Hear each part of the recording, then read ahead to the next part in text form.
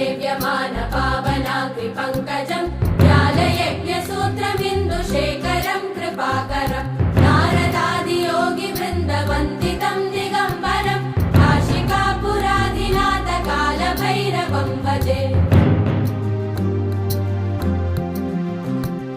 भानुकोटिभास्वरं भवाब्धितारकं परं